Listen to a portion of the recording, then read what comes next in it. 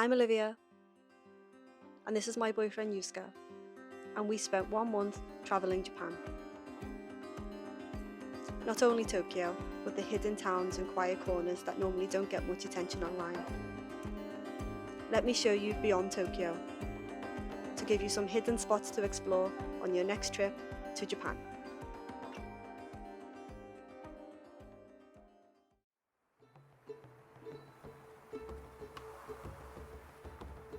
Our first stop was Morioka, a snowy retro-feeling town.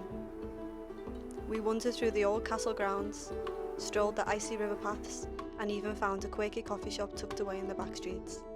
I loved how time felt slower here.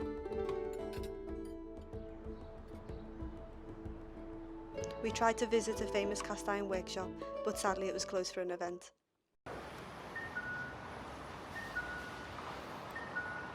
So instead we hired a car and travelled south to Hiraizumi, where we wandered the temples.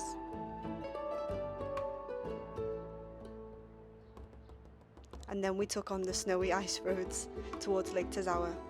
Honestly, driving here felt a little crazy at times, but the view of the lake was worth every nerve-wracking moment.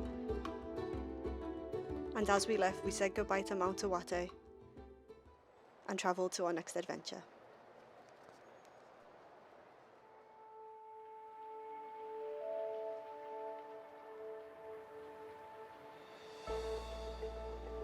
Next, let me show you Yamadera, a short train ride from Yamagata City. I don't think I've seen anywhere more magical in the snow. It felt like stepping into a movie set, the whole town blanketed in white. Unfortunately, the climb up to the temple was closed as the steps were too icy. It was a shame, but honestly, it made us slow down and notice some other things. We found a tiny restaurant serving local stew. It was the coziest, most retro vibe I've ever felt. The owner was so sweet, and she even had a cute cat.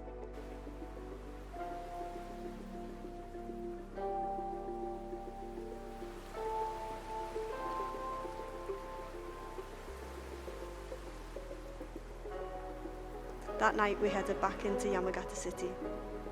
We ordered yakiniku to warm us up.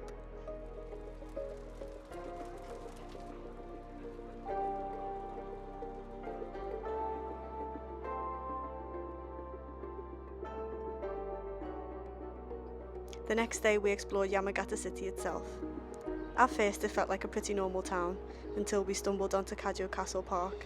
Suddenly we were surrounded by history, statues, and this epic presence of Yoshikai, a warlord I became a little obsessed with.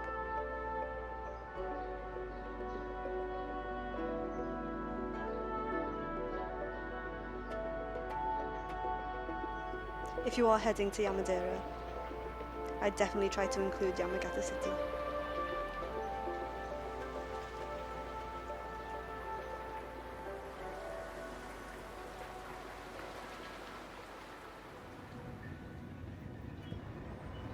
Let's make our way to Aizu Wakamatsu.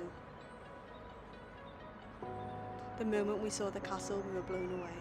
Having just watched the TV series Shogun, we were hooked on the samurai history, and the castle brought all of this to life.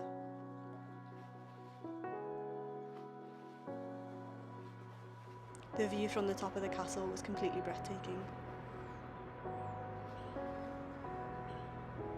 Our tickets let us wander through the gardens and replica old houses, which made the whole area feel like a living museum.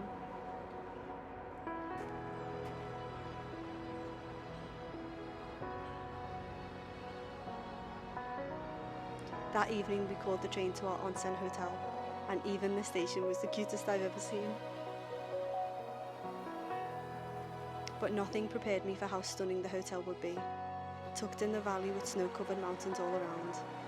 We had our own private onsen bath with views of the snowy valley.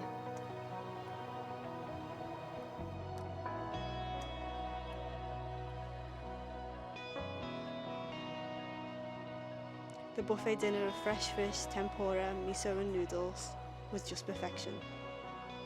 My favourite memory though was ordering floating sake to enjoy in the hot spring, watching the valley disappear into the darkness. It felt so amazing, guys. This is definitely something I would add to your list. Let's drive to the fishing village of Ine. This was a surprise Yuska had planned for me, and I was so excited. The weather was so cold but sunny, which made the water sparkle around the famous boathouses. We even paid to tour inside one of the fishermen's homes. This gave us a real sense of how people live here.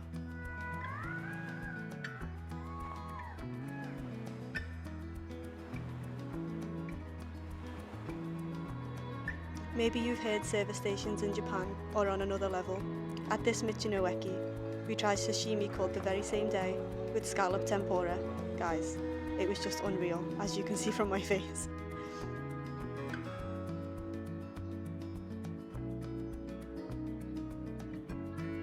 As a side note, North Kyoto feels so different to Kyoto City. I definitely recommend it. As you drive up, you can travel along the coast and see views that you never think you would see in Japan. After exploring Ine, we stayed overnight in the nearby Miyazu.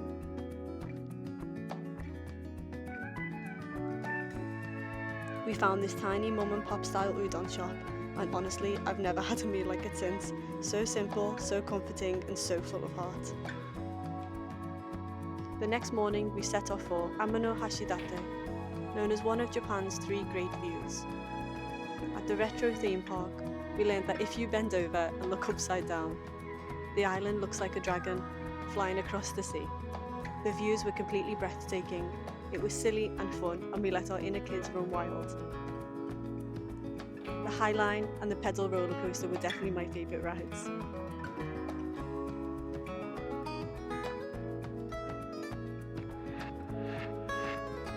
Later, we headed into the town. We hired bikes and rode the length of the island, passing through the pine trees, the temples, and the beachy views.